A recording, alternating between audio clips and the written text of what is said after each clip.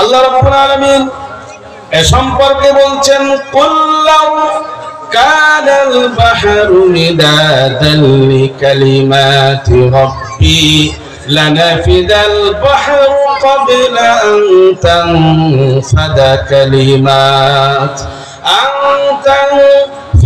কালিমাতু রাব্বি ওয়ালাউ জিনা বিমিসলিহি মাদাদা।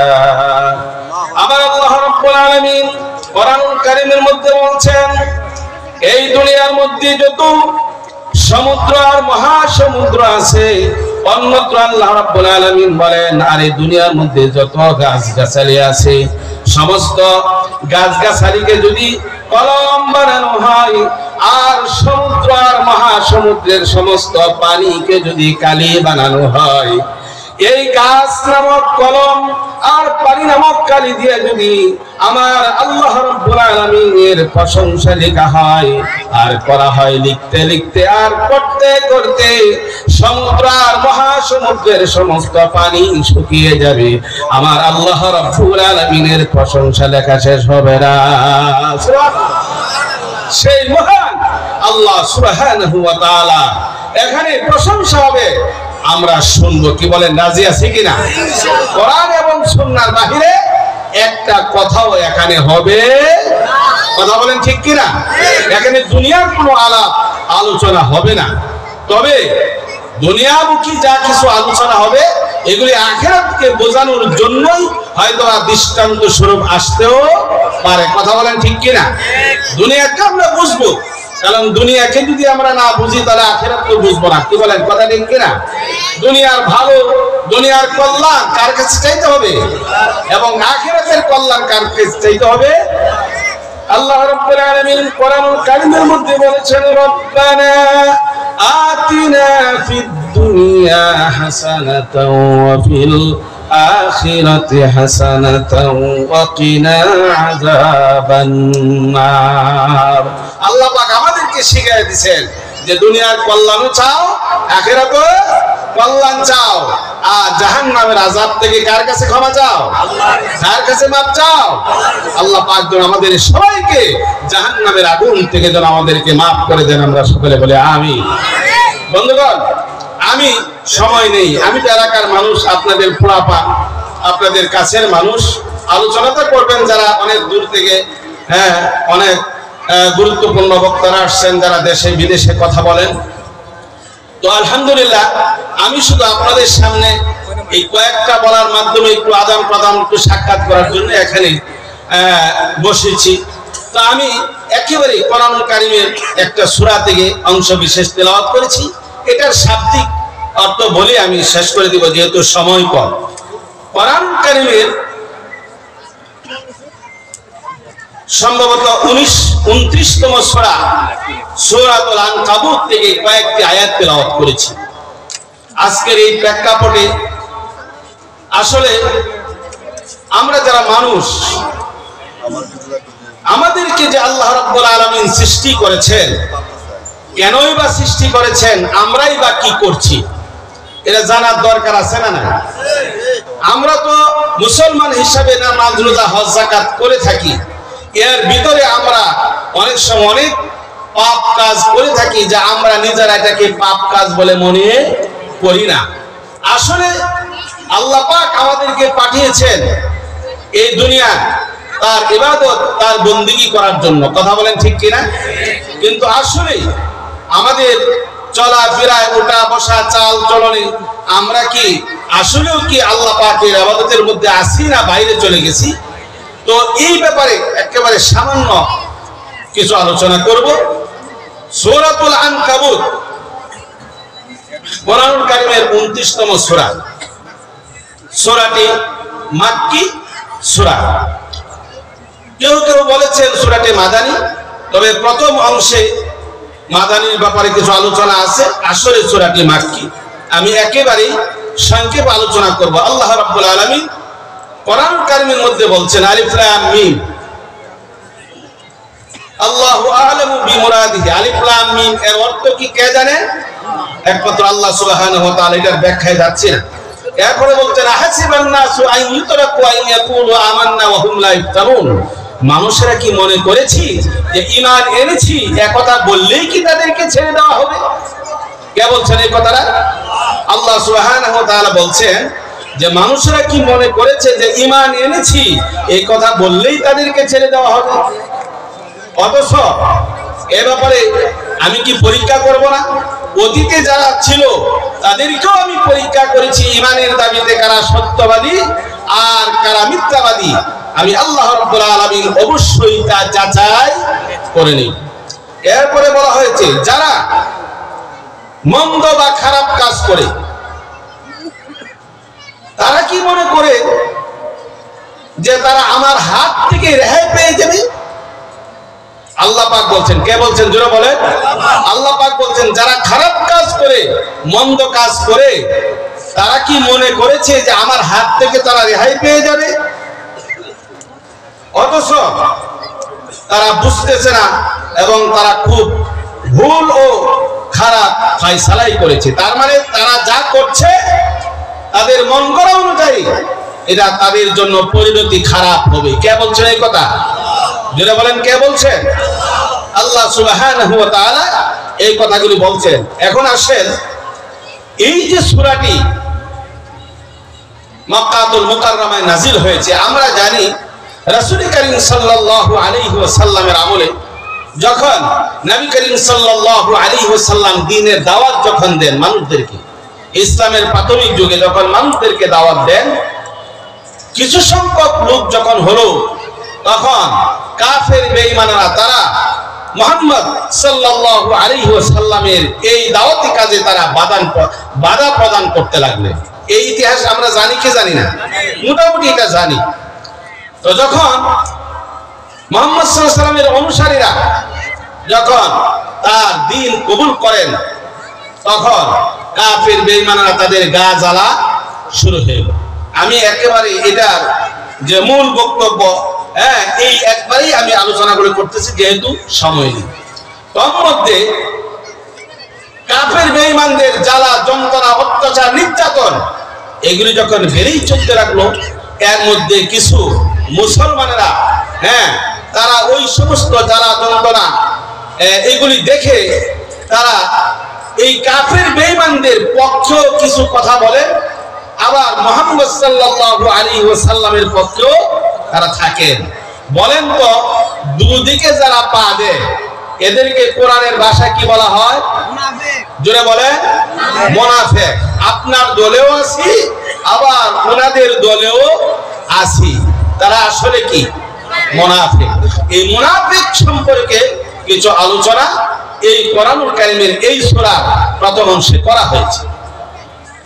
দ্বিতীয় পর্যায়ে যারা আপনার মুসলমান ছিলেন তাদেরকে ঈমানের দাবিতে আসলে সত্যবাদী কিনা এ ব্যাপারে তাদেরকে বলা হয়েছে। যারা দুর্বল প্রকৃতির মুসলমান তাদেরকেও বলা হয়েছে না এই দুনিয়াটাই তো শেষ দুনিয়া নয়। কি বলেন? সন্দেহ আছে? জোরে কথা বলতে হবে। এই দুনিয়াটাই কি শেষ দুনিয়া? অবশ্যই শেষ দুনিয়ায় নয়। এই ব্যাপারে কোরআনুল কারীমের মধ্যে বলা হয়েছে, বিশেষ করে এই আয়াতগুলির মধ্যে এই ব্যাপারে কথা বলা হয়েছে। তারপরে বলা হয়েছে যে অতীতে যত নবী এবং রাসূল দুনিয়ায় এসেছিলেন তাদের সকলকে আল্লাহ রাব্বুল আলামিনের ঈমানের দাবিতে কারা সত্যবাদী এই ব্যাপারে তাদেরকে আপনার কঠিন পরীক্ষার সম্মুখীন আল্লাহ রাব্বুল আলামিন করেছিলেন। কথা বলেন ঠিক না? ঠিক কিনা বলেন? সমস্ত নবী রাসূল কাফের এবং বেঈমান এবং তৎকালীন সময়ে যারা তৎকালীন সময়ে যে নবী এবং রাসূলদেরকে আল্লাহ পাক পাঠিয়েছিলেন তাদেরকে বিরোধী শক্তির মোকাবেলা করতে হয়েছিল। কথা বলেন ঠিক কিনা? আমরা জানি যে আমাদের নবী আসার আগে হযরতে মূসা আলাইহিস সালাতু ওয়াস সালামের ঘটনা আমাদের জানা আছে, হযরতে ইব্রাহিম আলাইহিস সালাতু ওয়াস সালামের ঘটনা আমাদের জানা আছে না নাই? জানা আছে। মুসলমানদেরকে এই ব্যাপারে আল্লাহ রাব্বুল আলামিনের পক্ষ থেকে সাহস দেওয়া হচ্ছে যে এটা আসলে নতুন কোনো কিছুই না। কোরআনের অন্যান্য জায়গাও এই ব্যাপারে বলা হয়েছে এটা নতুন কোনো ব্যাপার না, আগের থেকে আরো আগে যত নবী এবং রাসূল চলে গেছেন তারাও বাতিলের সম্মুখীন হতে হয়েছিল। কথা বলেন ঠিক কিনা? এই যুগেও যারা নবী এবং রাসূলদের যে মূল কাজগুলি বর্তমানেও যারা করবেন তাদেরকেও বাতিলের সম্মুখীন হতে হবে কিনা আপনারা জোরে বলেন। কথা বলেন না কেন? হতে হবে। আর বাস্তবতা কিন্তু আমরা তা দেখতে পাচ্ছি। কথা বলেন ঠিক কিনা? কথা কিন্তু ঠিক। নবী এবং রাসূলদেরকে যে কাজে আসল যে কাজে পাঠানো হয়েছিল, নবী রাসূলরা দুনিয়া থেকে চলে গেছেন। আচ্ছা, আর এই কাজ যারাই করবেন তাদেরকেও এর মোকাবেলা করতে হবে। যেহেতু নবী এবং রাসূল আমাদের মধ্যে নাই, আর এই কাজের দায়িত্ব আল উলামা ওয়ারাসাতুল আম্বিয়া, এই নবী রাসূলদের কাজটা হযরত উলামায়ে কেরামদেরকেই তাদের উত্তরসূরি হিসাবে, তাদের ওয়ারিসদার হিসাবে বলা হয়েছে। আজকে আপনারা দেখতে পাচ্ছেন এই যে আজকে আমরা বসে আছি, কোরআন কারীমের যে মূল বক্তব্য, আজকের আয়াতগুলির যে বক্তব্য, আপনারা বর্তমানের সাথে যখন আমরা এটাকে মিলাবো তখন আমরা বুঝতে পারবো তৎকালীন সময়ে মুনাফিক ছিল, এখন কি মুনাফিক নাই? কথা বুঝতে হবে, এখন মুনাফিক নাই। বাংলাদেশে 95% মুসলমানের দেশ, বাংলাদেশে তো মুনাফিক নাই। কথা বলে না? আছে। মুনাফিক কারা? কথায় এক, কাজে আরেক, তার নাম মুনাফিক। আমরা মুখ দিয়ে পড়েছি লা ইলাহা ইল্লাল্লাহু মুহাম্মাদুর রাসূলুল্লাহ, কালেমা পড়েছি, কোরআন পড়েছি, নামাজ পড়ি, রোজা রাখি, হজে যাই, যাকাত দেই, করি কি করি না? আল্লাহ রাব্বুল আলামিন কোরআন কারীমের মধ্যে এই ব্যাপারে অনেক কথা বলেছেন, কিন্তু মুসলমানের যে মূল মন্ত্র, মুসলমানের যে মূল মন্ত্রের মধ্যে আছে লা ইলাহা ইল্লাল্লাহ। আমরা স্বাভাবিকভাবে জানি আল্লাহ ছাড়া কোনো মাবুদ নাই, হযরত মুহাম্মদ মুস্তাফা সাল্লাল্লাহু আলাইহি ওয়াসাল্লাম আল্লাহর প্রেরিত বান্দা বা রাসূল, এতটুকুর পরি। কিন্তু আসল হকিকত কি কালেমার মধ্যে, এটা কিন্তু আমরা বুঝি না। একেবারে সংক্ষেপে যদি বলতে যাই লা ইলাহা ইল্লাল্লাহ, আর মানে হচ্ছে আল্লাহ ছাড়া কোনো মাবুদ নাই। এর অর্থ হচ্ছে এক বাক্যে যদি বলি আর এক বাক্যে যদি শুনি, আল্লাহর হুকুম ছাড়া দুনিয়াতে আমি কোনো কাজ করতে পারবো না। কথা ঠিক কিনা? যেই কাজের মধ্যে আল্লাহর হুকুম নাই আমি সেই কাজ করতে পারি। যদি নেতা বলে তাহলে করা যাবে। কথা বলেন, নেতা যদি বলে তাহলে করা যাবে। তাহলে আজকে আমরা তো নেতা সর্বস্ব হয়ে গেছি। আল্লাহ কি বলে এটা আমরা খেয়াল করি না, নেতা কি বলে এটা খুব খেয়াল করি। কি বলে? আল্লাহর হুকুম কি বলে এটা আমরা খেয়াল করি না, কিন্তু ডাক্তার কি বলে এটাকে খুব আমল করি। আছে না এরকম? কথা বলেন, ডাক্তার বলছে দুপুরে ভাত খাওয়া যাবে না, আপনি যে রোগ হয়েছে 1 সপ্তাহ পর্যন্ত ভাত খাওয়া যাবে না, শুধু চাল ভাজা খাইতে হবে। একেবারে আমল শুরু করে দিছি, কিন্তু আল্লাহ বলছে সুদ খাওয়া যাবে না। খবর আছে? খবর আছে? যারা সুদের ব্যবসা করে এরা কি জানে না সুদ খাওয়া হারাম? যারা ঘুষের ব্যবসা করে, ঘুষের টাকা নেয়, তারা কি জানে না ঘুষ খাওয়া হারাম? আল্লাহ না করছে, আমরা সেটা মানি না, কিন্তু ডাক্তার যদি না করে এটা খুব আমরা আমল করি। এরকম অভ্যাস আমাদের মধ্যে আছে না নাই? আছে। তাহলে আমরা কি আসলে সত্যিকারে আল্লাহকে মানি? লা ইলাহা ইল্লাল্লাহ। তাহলে আল্লাহর হুকুম যেখানে নাই, আল্লাহর হুকুম যেই কাজের মধ্যে নাই, সেই কাজ আমার দ্বারা হতে পারে না, এর নাম মুসলমান। তাহলে আল্লাহর হুকুম যে কাজে নাই আমি সেই কাজ করতে পারি না। তাহলে আল্লাহর হুকুম এবং রাসূলের তরিকা, তাহলে আমি কাজটা কিভাবে করব? এখানে যাবে মুহাম্মাদুর রাসূলুল্লাহ, মুহাম্মদ সাল্লাল্লাহু আলাইহি ওয়াসাল্লাম যেভাবে আমাদেরকে দেখায় গেছেন ঠিক ওইভাবে আমাদেরকে কাজ করতে হবে। যদি পারি তাহলে আপনি আমি মুসলমান, অন্যথায় আপনি আমি মুসলমান হইতে পারি। কথা বলেন ঠিক কিনা? তাহলে আসুন, এই যে আগেও মুনাফিক ছিল এখনো মুনাফিক তাহলে আছে না নাই? কথা বলে না? আমি একজন মুসলমান, আমি একজন মুসলমান, আমার ইসলামের মধ্যে যা আছে এর বাইরে আমি কোনো কাজ করতে পারি? কথা বলে না, পারি? তাহলে বাংলাদেশ কত পার্সেন্ট মুসলমানের দেশ? 95%। 90 থেকে 95% মুসলমানের দেশে আপনাদের প্রত্যেকের ঘরে ঘরে টিভি আছে না নাই? কথা বলে না, টিভি আছে না নাই? ইসলামিক টিভি কয়টা?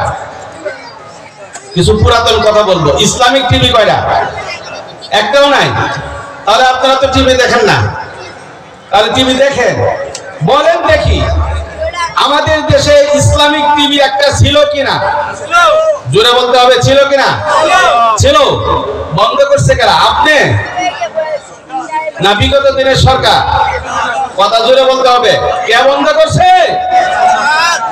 যে 95% মুসলমানের দেশে মুসলমান নামের কলঙ্ক, মুসলমান প্রধানমন্ত্রী জননেত্রী শেখ হাসিনার আমলে বাংলাদেশে ইসলামিক টিভি, ইসলামিক চ্যানেল বন্ধ হয়েছে কিনা জোরে বলেন?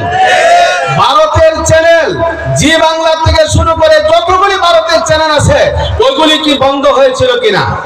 তাহলে মুসলমানের দেশে ইসলামিক টিভি বন্ধ করতে পেরেছিল তারা, কিন্তু ভারতের একটা চ্যানেলও বন্ধ হয় নাই। আপনারা বলুন, তারা কি মুসলমান না বেঈমান? তারা কি মুসলমান না তারা মুনাফিক? বলেন। তাহলে আপনি নামাজও পড়বেন, আবার হজেও যাবেন, আবার ইসলামিক চ্যানেলও বন্ধ করবেন, তাহলে আপনি কি মুসলমান? কথা বলেন, আপনি মুসলমান না। আপনি হজে গিয়া পট্টিও বাঁধবেন, আবার বাংলাদেশে যত মাহফিল হয়, ওয়াজ মাহফিল, তাফসীর মাহফিল, সেই তাফসীর মাহফিলগুলিকে বন্ধ করে দিবেন, তাহলে আপনি মুসলমান না মুনাফিক জুড়ে বলেন? আমি কোরআনুল কারীমের আয়াতের সাথে সংশ্লিষ্ট কথাগুলি বলতেছি, হয়তো কথা আমি শেষ করে দেব কারণ মুহতারাম এসে গেছেন। তো আজকে যারা ওয়াজ মাহফিল, এই ওয়াজ মাহফিলের প্যান্ডেলগুলিকে বন্ধ করে দিচ্ছেন, ওলামায়ে কেরামদের মুখ থেকে মাউথপিস কেড়ে নিচ্ছেন, কোরআন এবং সুন্নাহর হক কথাগুলি বলার কারণে তারা যদি টুপি মাথায় দিয়ে আসে, তারা যদি পাগড়ি পরে আসে, তারা যদি হিজাব মাথায় দিয়ে আসে, তারপরেও বুঝতে হবে ওরা হচ্ছে মুসলমান নামের মুনাফিক। কথা বলেন ঠিক কিনা? যদি বলেন ঠিক কিনা?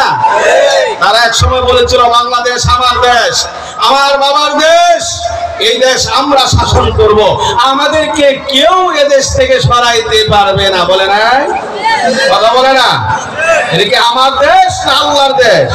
এই জমিন কার? আকাশ কার? কুল কায়নাত কার? সুতরাং আল্লাহর জমিনে বৈশা বৈশা তুমি তাকাব্বুরি অহংকারী করো। আল্লাহ পাক বলছেন ইন্নাল্লাহা লা ইউহিব্বুল মুতাকাব্বিরিন, বলছেন আমি তাকাব্বুরি অহংকারী যারা করেন আমি আল্লাহ তাদেরকে ভালোবাসি। সময় চেয়েছিল 1 ঘন্টা, কয় ঘন্টা চাইছিল? কয় ঘন্টা চাইছিল? আপনারা ইতিহাস জানেন?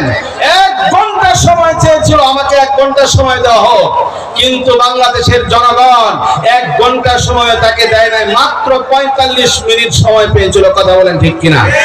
এই গজব কার পক্ষ থেকে এসেছিল? আল্লাহ সুবহানাহু ওয়া তাআলার পক্ষ থেকে এই গজব আসছে। তারপরেও যদি বাংলাদেশের 90 থেকে 95% মুসলমানের যদি শিক্ষা না হয়, তাহলে আমরা শিখব আর কোথায় থেকে? কথা বলেন ঠিক কিনা?